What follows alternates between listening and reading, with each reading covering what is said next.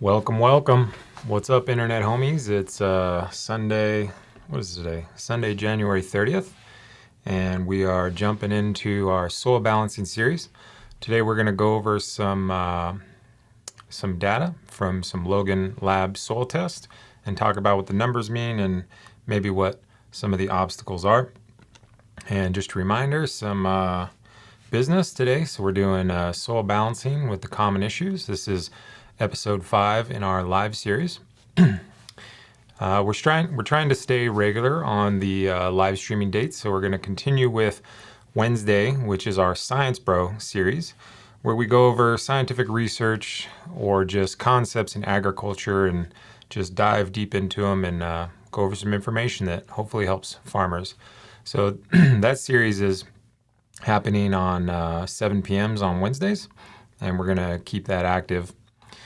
I will be launching a new live series called Surviving the Crash, where I go through top to bottom what I would do if I was a cannabis farm in the current era where, to be honest, shit's kind of going haywire. So I think we can take some of the lessons I've learned in the large commercial space and also everything I've learned from making my rounds on the Southern California indoor circuit, as we should say, and just kind of go through not even just living soil. I'm going to touch on some hydroponics. I'm going to try and touch on each cultivation strategy and what I would change about it to help you be more sustainable into the future. I haven't decided the time for that slot yet, so maybe drop in the comments what time of day or week that you all like, and we'll try to stick to that date. And then again, on the following Wednesday, on February 9th, we'll be doing our third or fourth, I guess I didn't change the number, that'd be episode 3 of Science Bro. And just to remind y'all, we are starting some master classes. These are paid courses. They won't be on YouTube. And this is something you need to sign up through our website. We've got a couple slots left in the Crescive method basic training.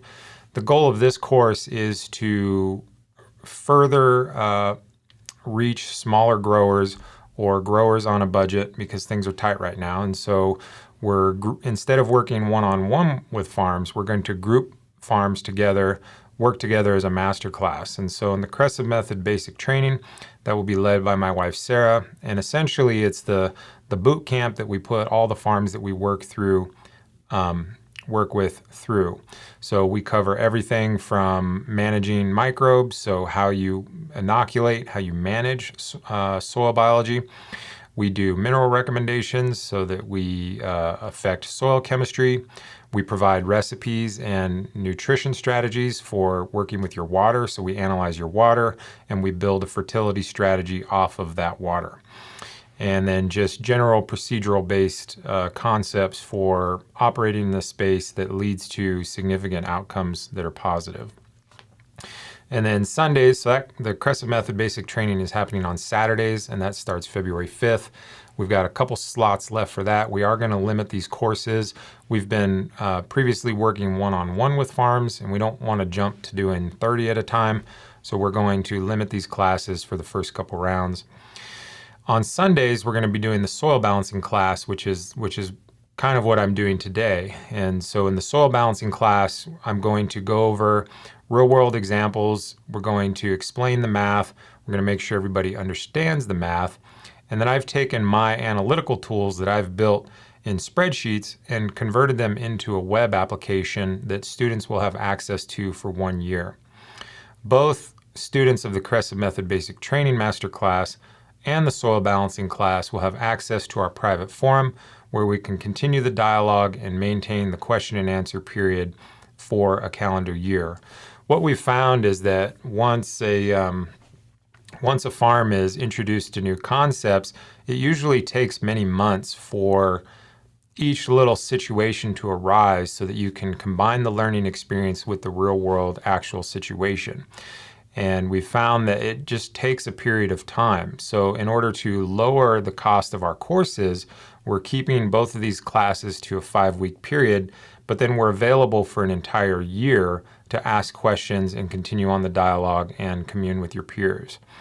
So To get to the master classes, those are on our website. So you go up to the Learn tab, click on Learn, you can scroll down to the master classes, and then the different courses we're offering. So the Crescive Method Basic Training, the Soil Balancing for Living Soil, and then we will also be doing a master class. And sometime later this spring, early summer, we're actually going to do a consultant training program. So today we're working on soil balancing for living soil, and you just go down here and you just apply. So you need to fill out an application, and then there is a slight approval process. And again, we're limiting the class size to make sure that we don't dilute the ability for us to educate you one-on-one and make sure that everybody gets the right deal. So let's just go to the comments a little bit here. We got Big E saying, "What's up? How's it going, Big E? What's up, Gromies?" Interesting comment from Maggie's Cowboy. Not sure what that means. I don't know that I called out KNF. I just communicated science that is replicated and accepted by the scientific community. If that's calling out KNF, that's going to be a problem because we got more science coming. This one is totally true. These podcasts should come with a disclaimer. When discussing pest, disease, or pathogens in relation to soil and plant health, be prepared for farmers to freak out. And that's the real deal. And I don't know what to say about that. Farmers get some things in their mind about the way things work. And a lot of times science would disagree. And it's my job to just bring the science. So what's up? We got Smiley's Garden coming in. Solid mainstay. What's up, brother? Southern Oregon Soil, starting to see this name a few times. What's up? And I guess without further ado, here we go. So let's jump into our first example. So here we've got a saturated paste test. The concept of this test is that it was 2 small beds from the same soil batch, and it was just 2 basic 4x8 beds, and the soil came in bags on a pallet. You would think that they would be fairly exacting. When we look through the saturated paste test, we see very similar on the pH. That's a good sign. The soluble salts, which is what they like to define as the totality of nutrients for this particular test, are very even. For cannabis, it seems that the guys that run the saturated paste test like to see this somewhere between 800 and 1500. So we're right in range there. Chloride and bicarbonate is on the acceptable side, but starting to get into the might be concerned about it range. But again, they're both fairly consistent. Sulfur is within a couple parts per million of each other. Phosphorus is dead on. Calcium and magnesium are fairly similar to each other as well.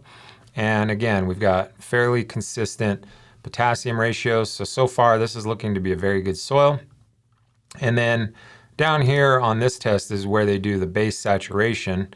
They just call it percent on this test for some reason. I'm not sure if because it's not technically considered base saturation. But nonetheless, this is the percent saturation of the given cations for this test. The people that really follow this saturated paste test like to see maybe 60% for calcium, 20% magnesium, I don't know, maybe 12 to 15% on potassium. So again, from the saturated paste test, this is looking quite good. You know, in this situation, the crop advisor advised to just let it run and said this was a pretty perfect situation. Because I've made a lot of soil and I've analyzed a lot of soil for farms, I tend to always look at both tests. So we're going to now jump over to the same soil sample on the Maelic 3 test. So this uses the harsh acid extraction agent to tell you the total nutrient pool on this soil. So I like to look at this exchange capacity first.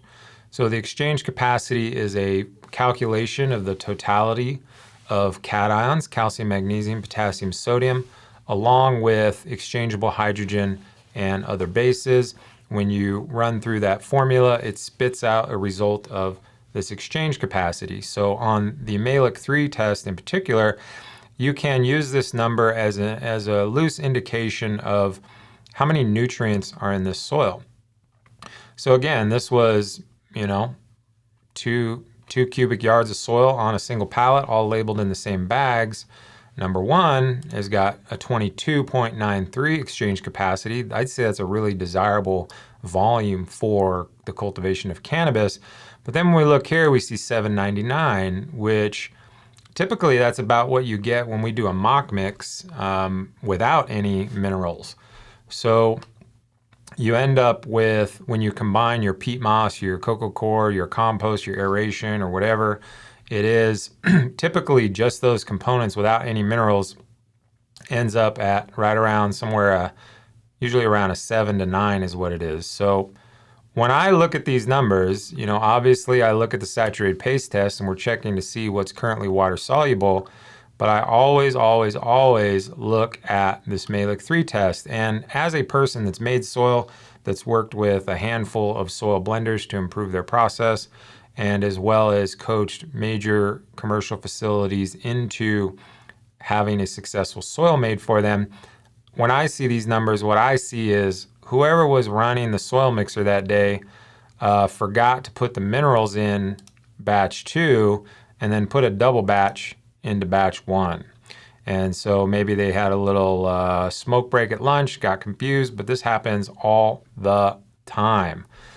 Even with me, who I would define myself as remarkably OCD in the soil making process, there's still always a variation because you're talking about massive volumes of material. And when they blend together, even by a 5 to 10% variation of just the equipment operator, you end up with significant variation in the soil. And based on my experience working with farms, it is always of my opinion that you need to manage this. So as we scroll down, we see the pH is fairly similar, 6.5 and 6.7. Organic matter is fairly consistent, so at least the soil components went together consistently, meaning it wasn't an issue of the compost to aeration to peat moss ratio got off, so the soil was blended properly with the components. But then you can see the sulfur is 280 on number 1, where they got the double batch, and they got only 160 on the batch that likely got no minerals added to it. You can see that phosphorus is also roughly twice of its neighbor, which again, I'm saying they got the minerals thrown into 1 that were supposed to go into 2. And calcium reflects that as well. And this is the part where I would really be concerned, and this is where I'm fairly certain of exactly what happened. Regardless of what the saturated paste test, this is clearly a situation of a blending error by the soil manufacturer, which just happens. Happens to everybody. Just nobody knows because nobody's doing near enough testing to even see that this is happening. So based on the math that I believe and based on the agricultural advisors that I trust in, they all seem to agree that you need at least 2,000 parts per million of calcium on this Maelic 3 test to start having a good outcome. So when I'm manufacturing soil, that's a bare minimum for me. I have to get at least 2,000 parts per million when I manufacture it, but then I test after and then still increase it. So you can clearly see that whoever made this soil was intending to hopefully end up around 2,000 parts per million of calcium. I mean, just barely getting there. And you can see that they probably add about 1,000 parts per million of calcium, I would guess in the form of gypsum, because there's roughly that much increase in sulfur that would come with gypsum. And sample 2 just did not get its mineral pack, plain and simple. You can see that there's some magnesium added to this mix, quite a bit actually, and batch 2 did not get it. They're also clearly adding some potassium, and it all got added to batch 1. This happens all the time. And then you can see that the base saturation is affected because the base saturation values are affected by the totality of calcium, magnesium, potassium, and sodium in this test. And so even though that twice as many minerals went into batch 1 than they did into batch 2, batch 1 still kind of hit the target. So maybe it wasn't they added a double batch, maybe it's that batch 2 just didn't get any minerals. So it's hard to really say what goes on with that. So this is something that I think needs to be looked at far more often than it is. Most cultivators look at the label on a bag of soil and assume that every bag is identical. And in this case, this grower had the same labeled bag on the same pallet, is under the mindset that's exactly the same. And in my experience, that's almost never the case. There's just a variation in blending. So probably what happened is the few bags that were on the bottom was the end of a soil run, and they either ran out of minerals or got stony and forgot, or maybe they got gummed up in the machine. Sometimes they get caught up and they don't fall through, so they don't get added to the minerals or to the soil blend. And that ended up with, 6 or 8 bags of soil that went on the bottom of the pallet, and then they started a fresh batch, which what ultimately would be the bags for number 1. And those bags then got just stacked right on top of the next order. So you ended up having, even though it was only 2 4x8 beds worth of soil, my assumption would be that, those 2 bag separations were from 2 different soil mixes or two different runs.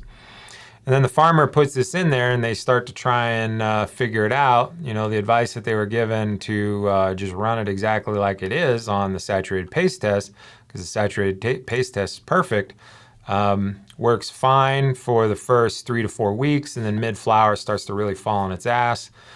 Even if, on the saturated paste test that has, quite desirable saturation numbers, if you were to have, even if there wasn't an imbalance, but the soil came out starting at about an 8, which is actually pretty common for this soil. Typically, this particular soil comes out around a 10 to an 11 exchange capacity. And because the nutrients are balanced well on the saturated paste test, it works well in the beginning. And then midway through flower, it just falls on its ass. And then the farmer probably hasn't done any testing, isn't doing any testing, and doesn't know what's happening. So then you just start the scramble, you start throwing everything on there. Typically the top dresses that you throw on there are going to be nitrogen, magnesium, potassium. You further exacerbate this issue of imbalance. And then by harvest 2, you're starting to pull your hair out and likely consider throwing the whole soil out and starting over. If both beds ended up exactly as number 1, this would perform very well for you all the way through harvest 1, and midway through harvest 2, it would start to peter out, to be honest. So from my personal perspective of dealing with soil chemistry in potting mixes, in cannabis specifically, it's my personal opinion that this number needs to be 18 to 25 at all times, bare minimum, or even higher than that. But again, if you've been following any other lives, our big stance is that balance over intensity. So my first goal would be to correct and maintain the balance of this soil somewhere between an 18 and a 23 exchange capacity. When you get good at sampling, when you get good at amending, and you have 2 or 3 soil tests in a row that are developing in the way that you'd expect based on your math and your analysis, then you start to increase it. It's really common that farmers immediately start trying to jack that number up. And if you raise that exchange capacity up, but you throw that soil out of balance, well, then it's going to be even worse. It's a really crazy phenomenon that if the nutrient pool is higher and it's imbalanced, it performs worse than if that nutrient pool is much smaller but in balance. I think that's why people have found success managing the saturated paste test, because they're able to keep that soluble solution strength consistent and get fairly good results.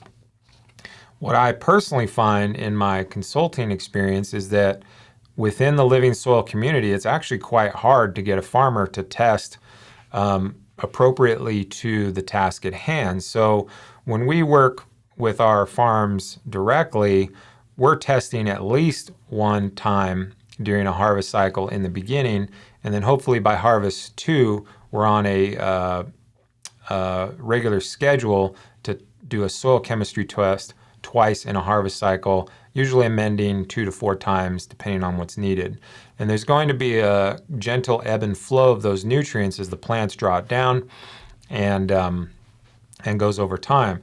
If we were to look at the exchange capacity of this number 2 at an 8, this is going to be completely empty by the end of the harvest cycle if you calculate these parts per million of nutrients and you translate them into grams of element in the soil. This is less nutrient than the plant will suck up during a harvest cycle. So, you know, it's okay to get these lighter weight soils, but you definitely need to do some work with them and you need to increase the total nutrient pool. So if we go over to our calculator, I believe these are the numbers on our test. Let me just double check. Yeah, okay. So we're trying to get to a 22.93 exchange capacity. So our exchange capacity is down here. This is our calcium, magnesium, potassium, sodium values from the soil test. And we're probably not going to go straight to a 3,000 calcium level, but just for fun, let's just try and match it to the other one. So we had 3,000 parts per million on the calcium value, and we need to try and get this magnesium to roughly 12, and we need to get the potassium to roughly 4. So the other soil test is at a 67, 10, and 8. So let's just play with the numbers and just see what it takes to get there. So we're going to need to bump magnesium. The other one is at a 750. Let's just match the other tests, right? So 30, 87, 288, and 720. So that roughly balances. What is different? The exchangeable, that's what it is. 7.5. Yeah, okay. So one thing which is my next example, is this exchangeable hydrogen value really throws the numbers off. But nonetheless, if we're going to identically match this other test, we can go down to our percentage calculator and we can see that the calcium value that we have on the soil test is an 1121, and our other soil that we're trying to match has 3087. So that's a difference of almost 2,000 parts per million, and what would be a 175% increase, which is a lot. So if you got this soil before you put plants in it, you could absolutely do this. If you tested the soil before you started farming, you could amend the whole volume and correct it, which is what I personally do. But if you have plants going in this, so you get to week 3 or 4, and you start to realize that there's a problem, and then you try to balance it, you're not going to want to do an almost 200% increase of your calcium value. And so if we go to our magnesium, so we're going to jump it to 288, and our magnesium value was 94. Sorry about that. So that's a 200% increase in magnesium. You're definitely not going to do that in the first shot, probably, if you got plants going on. So we're starting to see that there's a serious problem developing. We've got 720 parts per million of potassium that we're aiming for, and we're coming from 266. Again, that's almost 200% increase in all values. So this is going to be a problem, and you're going to definitely drive yourselves nuts, especially if this is just a single 4x8 or 2 4x8 type deal, and you're under the impression that these are matching soils, and you're just going to be beating your head against the wall trying to figure out why they are performing so differently when this saturated paste test says they're identical. And that's, I mean, in a nutshell, that's kind of my objection to the strategy of just dealing with the saturated paste test. We've got some people in the chat here. What is up, Familam? We got our Smiley buddy dropping good vibes. Smiley is the resident chief of good vibes in the comment section. So that's a good question. And this is the real crux right here. So as the biology in the soil is increasing, is that moving the nutrition from the saturated paste or mobile into the M3 test as nutrients and are made immobile? It's actually the opposite of that. So the biology is going to convert what's on that Maelic 3 test into the saturated paste test. And I'm not really supposed to, I'm not going to share data from my consulting work, but when I take a farm with a soil similar to what we've seen here, and either test is out of balance, and we correct the Maelic 3 and we add biology without making any direct effort to correct the saturated paste test, the saturated paste test falls in line. And there's something else happening there with the biology when you start to get those desirable soil food web numbers into play. It starts to convert that Maelic 3 test, interestingly enough, into desirable ratios that those that rely on the saturated paste test and sulfate trace minerals would be aiming for. Now, I guess I should correct and say that I do take some effort for managing the saturated paste, but it's more of a general consideration in that if my Maelic 3 test says that I need to increase calcium and the saturated paste test says that I have correct levels of saturation, then I would probably use a more like an oyster shell, something that's less soluble. If the percent saturation on the saturated paste test for calcium is way low and the Maelic 3 test says I need to add calcium, well then I'm going to choose a soluble source. Or more importantly, you're going to blend soluble and insoluble sources over time. So that's kind of my general principle and strategy of how I deal with it. And it just works. I don't know what to say. Nick Tomasini, who runs Humankind Oregon, takes a similar strategy. He also has fantastic results with this strategy.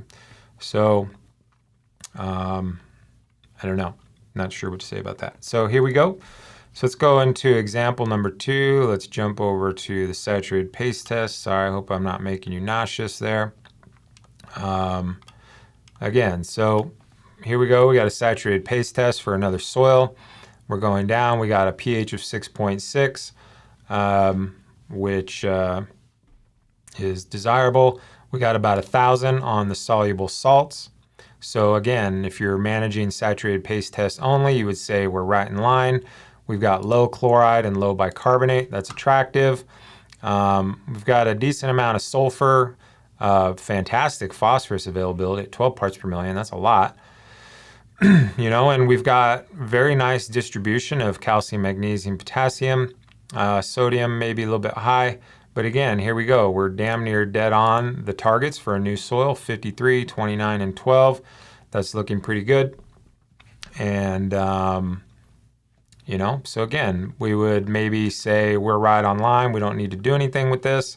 Might put some long-term nutrients. And then when we jump over to the Maelic 3 test, again, we've got an exchange capacity at 10.3. That's typically what the bare combination of ingredients look like. So your compost, your peat moss, and your lava rock typically ends you up, if you just mix those ingredients together, send them in for analysis, you get like a 10.32, sometimes as low as like a 6 to an 8. But nonetheless, this soil barely has any nutrient in it from my analysis. We've got the correct amount of organic matter in it at 38.5, so that's good. There seems to be a phenomenon in potting soils when this organic matter drops below 30%, you do start to lose yield. If you look to conventional agriculture that's using native soils, they might have like 1 to 3% organic matter, typically sometimes less than 1%, depending on how destructive their farming practices is. And in the case of native soils, in farms that we've worked with, literally side-by-side trials, there's been soils that had like 1.5% organic matter, and then some next to it that did get organic matter top dress prior to the season, and they'd be like a 2 to 3%. And the yield variation was almost double on the side that had a 3% organic matter. So in the case of a native soil, this organic matter is determining a tremendous amount about the outcome. In the case with potting soils, a new soil might have as low as 17%. And I think industry-wide, most people that are monitoring this are trying to keep this at 30% or above. Sulfur's at 400, phosphorus is 82, so we're low on the phosphorus, which is kind of interesting because if we jet over here to our phosphorus, we have what would be like a king's ransom of phosphorus. So that's kind of interesting, and we might be under the impression that we're not going to need any phosphorus, but I would look at this and say you're going to run out of phosphorus here in a couple weeks, and that's going to be a big problem. Calcium is below the 2,000 parts per million value that I think is absolutely minimum. Interestingly enough, when you bump this calcium up to 2,000 and keep everything in balance, you end up with a 15 or so exchange capacity. That's how I'm deriving that target. So if we scroll down to our base saturation values, we're at the higher end of calcium, which depending on the composition of this soil, if this was a cocoa coir based soil, that would be more desirable. It seems that the peat moss based soils perform quite well at the numbers that are similar to the native soil targets, which would be 68, 12, and 4, except for cannabis in a potting soil, I would try to keep this at 5 or higher. Cannabis definitely does respond well to higher potassium values than the typical target. So just another one that's another one that I think could use some work. So if we come over here to our calculator, this is the calculator that students in the soil test will have access to, and we're at 1490, 117, 175, 38 for our values, and we really want to see this maybe like 10 to 12, and so let's just try bumping up magnesium to 200. So that gets us up here. Now if we just take that to 200, so that gets us closer here on magnesium, potassium, but we need to probably bump that up to 2,000. So I would maybe give a little bit more, something like that. So I would say if this is a soil that is starting out fresh, I would definitely do at least this. I would do at least bumping it to 2,000 parts per million, maybe as high as 2,500 parts per million, but now you can see that calcium goes a little bit higher than we'd want. So maybe bump these to 300. So I would do at least that. I would do at least that, starting out with the soil, personally. So we got a couple questions. Could you explain exchangeable hydrogen on the base saturation, or why that is different than pH? And it's like you knew what my next example was. So we're going to go here to my next example, which deals with elevated exchangeable hydrogen. I apologize if I'm making you nauseous. I'm still trying to figure out how to share these numbers. So this is another one that came with very high exchangeable hydrogen. We tend to see elevated levels of exchangeable hydrogen when marine-based products are used. So if there's, marine life-based compost in the starting soil, it's very common to inherit exchangeable hydrogen. Exchangeable hydrogen is kind of an interesting value, which I guess I should start on the test that it's on, which is the Maelic 3. And the exchangeable hydrogen value we're talking about is right here. So on the report here, they say exchangeable hydrogen from 10 to 15%. And I'm not sure what they're basing those targets on. What I do know is that you don't get any exchangeable hydrogen showing up when your pH is above 7, and that's just a function of chemistry. So we have a low pH at 5.8 and 5.4. This is very problematic for those that are hyper-focused on pH, which is most of cannabis farmers. And what's really driving that number down is this exchangeable hydrogen. And this can wreak havoc on the numbers. And this is a point where people that get into soil balancing and they start to work on their own numbers, and they cannot figure out how to get these numbers balanced. So I guess we could just go over them lightly. So again, we've got exchange capacity below 15. At least we've got enough nutrient here, but we're still below what I would define as the bare minimum of 2,000 parts per million. If we jump over to our saturated paste test, we're kind of on the lower side, so I think the saturated paste people would still bump this up. They'd probably likely bump both of them up. We had good phosphorus availability, but it quickly disappeared. I would say that that's probably from the fact that we only started out with 200 and it went to 100. So this is a before and after. I guess I should state that. So the phosphorus that was there was very available, but not in quantities. So calcium was improved, magnesium was improved, and potassium was improved. And again, this is a soil that started out fairly close to what people would like to see. When we try to correct these numbers to make them more desirable on the Maelic 3, you also affect, and you end up still within a reasonable range on the saturated paste test. So let's jump back to our Maelic 3 test. And it's important to note that this other basis value and this exchangeable hydrogen value are factored into these base saturation rates. And I'll just show you how that plays out in, hold please, sorry about that. There it is. Yeah, there we go. So this is our Maelic 3 test for this sample here on the left. It's kind of hard to do these numbers. I'll just keep improving, but bear with me. And so now we've got our values. We've got our calcium, magnesium, potassium, sodium, other bases, and exchangeable hydrogen. And if we go up to just try to increase these things, and let's just arbitrarily throw some numbers that worked last time. So on the last test, we bumped it up to 2,000 parts per million calcium, 250 of magnesium, 250 of potassium, and that gave us good numbers, but it's not giving us good numbers here. And so then someone that's doing this will like, well, I need more calcium to increase this base saturation, so I'll bump it to 2,500. Still doesn't increase it, so bump it to 3,000. Still doesn't do it. And what do I got to do to 4,000? It seems like you can never get there. What if you go to 9,000? So you're clearly not going to go from 1,700 to 9,000 just to hit the target rate. But then you can see potassium drops because all these numbers are interrelated. So you bump this one up and still doesn't get there. So you can't seem to ever get these numbers back to what they need to be, which is what really confuses people. So let's correct this to our starting soil test.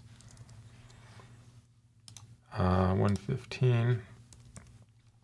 So now we're back to where we started. And so let's put 2,000 here. Let's put 250. Let's put 250. And watch what happens when we cut this in half. Watch what happens when we drop it to an appropriate level. Watch what happens when we drop it down to a desirable level. So this exchangeable hydrogen is causing massive disruption to the base saturation values on the saturated paste test. And what I personally see happen is two main situations. If you have a farm that's using a lot of fish hydrolysate, which is really common, especially up here in Northern California, that's a pretty standard strategy for growing in soil. They do like a fish hydrolysate, kelp, and a humic acid blend, maybe do a dry top dress, and you get the yield and you get the quality, but then, you know, every year or so or every other year, it just blows to holy hell and everything falls apart and you get mites, you blame your homie, a fight breaks out, and then you throw the soil over and you start over. And what's actually happening is the exchangeable hydrogen value is elevating because of the way that they process and stabilize the fish hydrolysate product. And so there's these exchangeable hydrogen ions in that combination of fish parts, I guess. And as you apply it to your soil, those exchangeable hydrogens get deposited and then that value goes up on the test, which disrupts the base saturation value. And it's my personal opinion that within the cannabis industry, those that poo-poo the saturated paste test are misunderstanding how this exchangeable hydrogen interplays with these numbers, how it's created by their personal strategies of using fish hydrolysate, and how most people are just kind of making a mess of soil chemistry without even realizing it. And I think what tends to happen with the farmer is most farmers just accept that there's going to be pest problems. I personally don't. We regularly coach farms out of pest problems and they maintain very low pressure to no pressure at all. None of the farms that we work with have powdery mildew issues when you address the soil biology. So we're able to create a different kind of farmer that believes in a different outcome, that pests are not part of the equation. Powdery mildew is definitely not part of the equation, and that changes the way that you think about the cultivation space. If you've only ever experienced bugs and only ever experienced your friends having bugs, and you accept that bugs are a problem, and then the strategy that you take to cultivate brings about quality and yield, but bugs, you think that that's just normal, and I would beg to differ that that's not good. So we have this distorted reality as farmers in that the strategies that we take to get the quality and get the yield are actually quite destructive to soil chemistry, and over time you end up with this explosion phenomenon in the soil where just all hell breaks loose. In the case of the exchangeable hydrogen, what happens is as that value starts to elevate, it starts to compete and dislodge the other cations, calcium, magnesium, potassium, from the soil particles, and they are not, we'll say, accessible to the plant. Sometimes they lock onto them, and so they, I guess, lock them up. It's hard to find really good information about what this exchangeable hydrogen is, so I'm basing my conversation points on what I firmly understand and what I'm trying to interpret is happening. So, you know, there's not a lot of good research on what exchangeable hydrogen is actually doing. Best I can tell, based on the resources I have and those that I've talked to that I respect that measure these things, it seems to be an interaction on the soil colloid where it's disrupting the availability of calcium and maybe tying it up or dislodging it. So how does that play into the cultivation space? Okay, well, if you take a farm that is having an eruption, which is usually when people call me, we have much more people call us when holy hell's breaking out instead of when the soil's being delivered.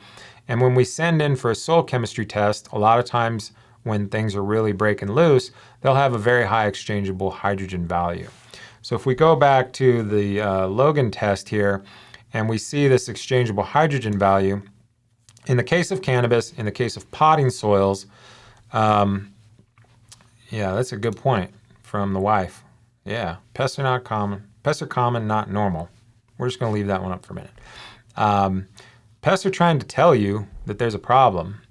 We're just so used to having problems, we've lost track of what plants should look like when they're being grown. So in the case of cannabis, in the case of potting soils, exchangeable hydrogen, when this value starts to get to 12 or 15, farmers start to notice something's up. When it gets to a 20, that's when holy hell starts to break out.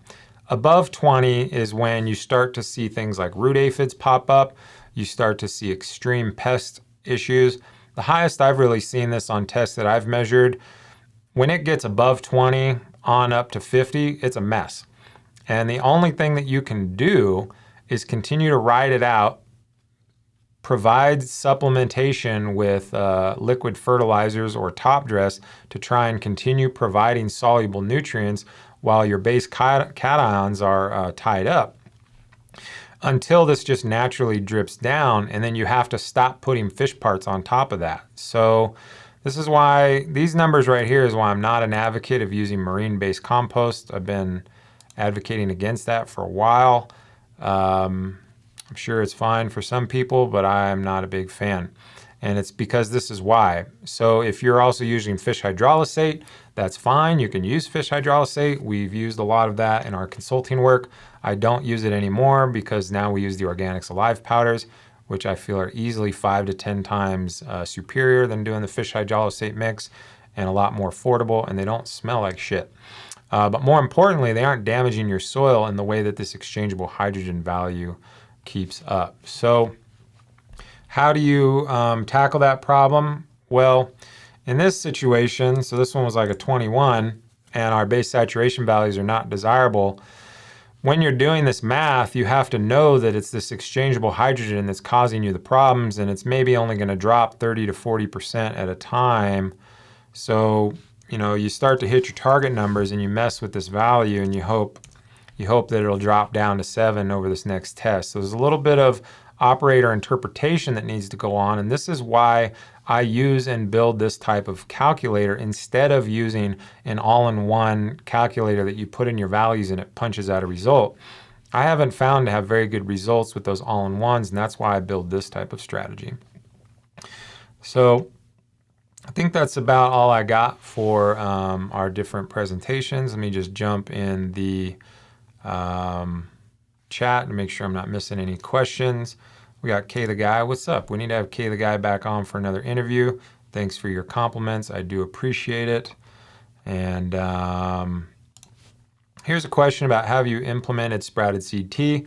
So I first was introduced to the Coots Techs in 2016 through my consulting work. At that time, I was doing microscope analysis for farmers all over the United States, and I worked with a good handful of people that were very respected in the living soil community doing the Coots Tech, and they were all about this sprouted seed tea life.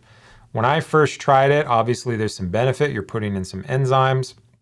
But the longer I worked with it, the less I used it. And as soon as I started doing a lot of microscope assessment of this technique, we dropped it altogether.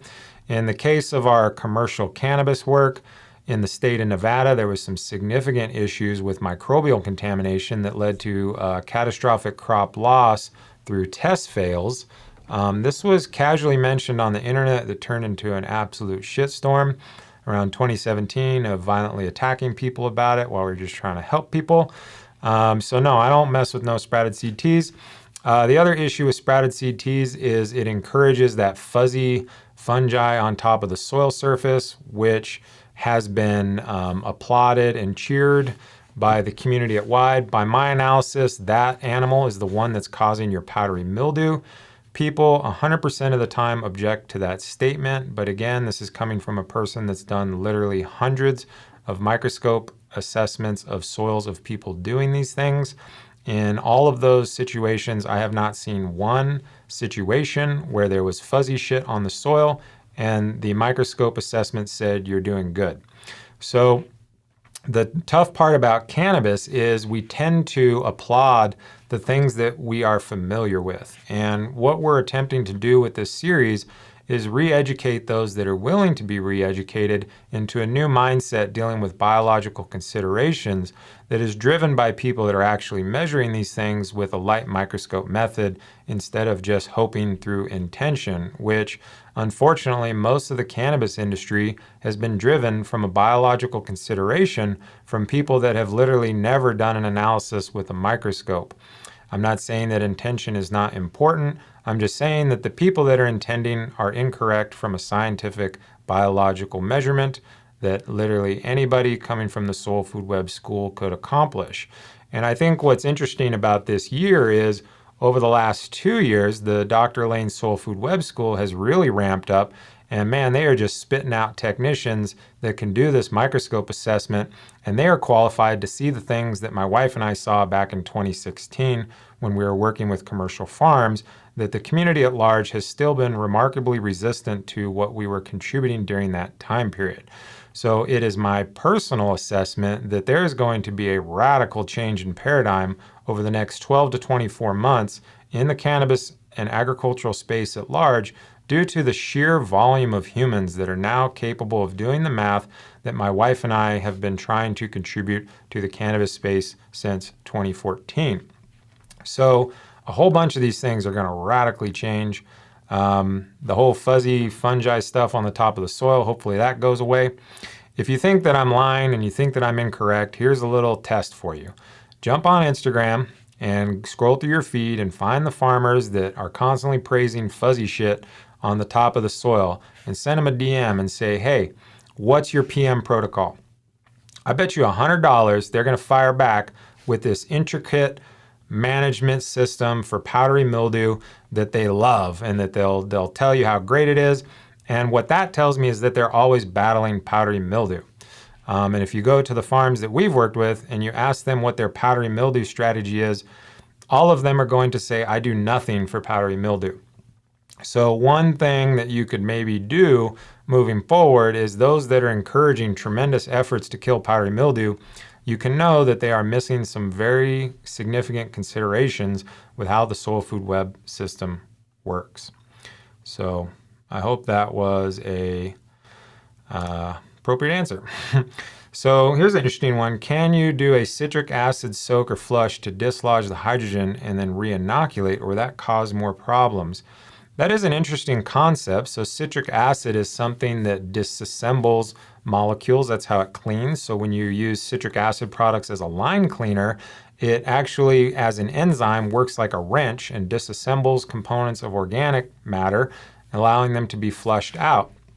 I haven't personally tried to do a citric acid flush for the purpose of managing soil chemistry, but again, I'm not a person that takes flushing strategies really ever. So far, all but maybe 1 or 2 situations, we've been able to correct with chemistry management and biology management without having to flush. In those other couple situations, we took a soil replacement strategy because for a commercial farm, the economics of battling an imbalanced soil is far more cost prohibitive than replacing that soil and starting fresh. We do use citric acid quite regularly. I've mentioned this in the comments of other videos, but in the case when we take on a farm that's been doing tea brewing processes or has a bunch of fuzzy fungi on the soil surface, we will sterilize it with citric acid, and just a basic moderate dose of that works fantastic. The problem is people then want to do that all the time, and that's like a one-time deal. It's not something you're doing weekly. You shouldn't even be doing it multiple times in a harvest cycle.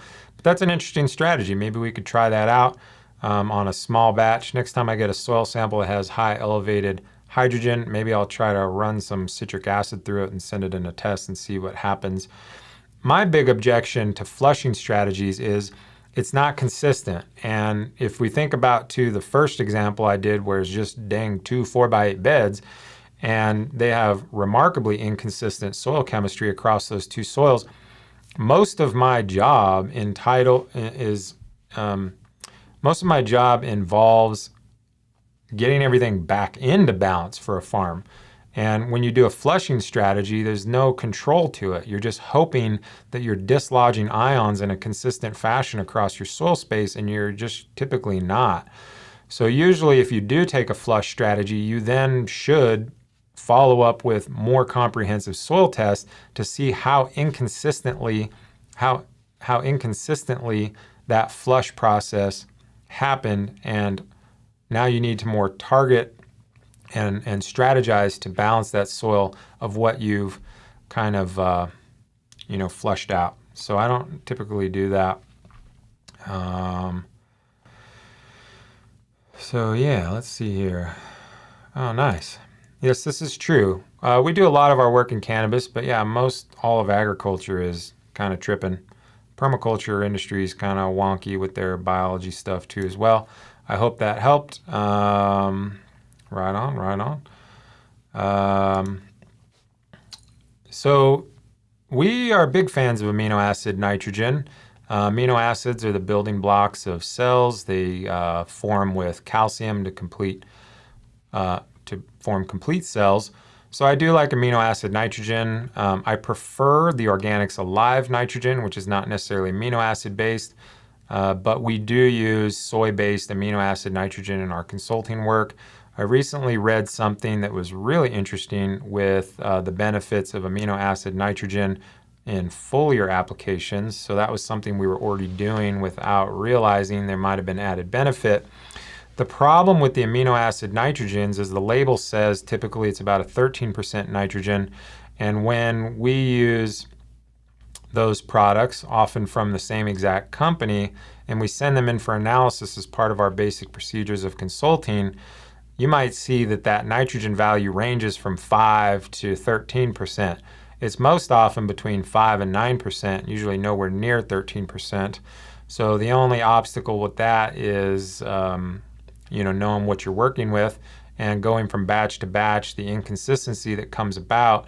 So in the case of something like amino acid nitrogen, I would buy as much volume as you can at one time so that you're at least in the same batch. Because if you get a batch that has 5% nitrogen, you keep upping it, and then you get a new batch that's actually on analysis at 13, you're now going to be applying 3 times as much nitrogen as you had been, probably not going to notice it, and then you're going to get bug problems. So that's another issue with it. Another reason why I like the Organics Alive nitrogen product is it's typically fairly evenly split between ammoniacal nitrogen and nitrate nitrogen, which I feel is better in certain situations. But from a cost standpoint, it's hard to beat the amino acid nitrogen. If you buy it in a whole 50-pound sack, it's very, very, very inexpensive. So this is kind of interesting. So Maggie's Cowboy's been using citric acid flushes to reduce bicarbonate buildup in the soil. Bicarbonate's another one that's really interesting, that can wreak havoc, that ties up nutrients, that's fairly difficult to understand and understand or account how it's doing its duty. So I hope you all enjoyed this presentation. My stuff's in the way.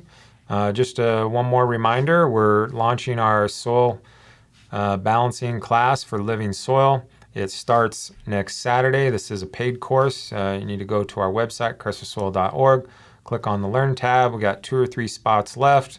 This is going to be a 5-week course of one-on-one instruction with Q&A after. And then you'll have access to the forum for a calendar year to continue on the dialogue with your peers. And then we will be repeating this course 2 or 3 times in the next year. See how that goes. And thanks for everybody checking in, and see you next time.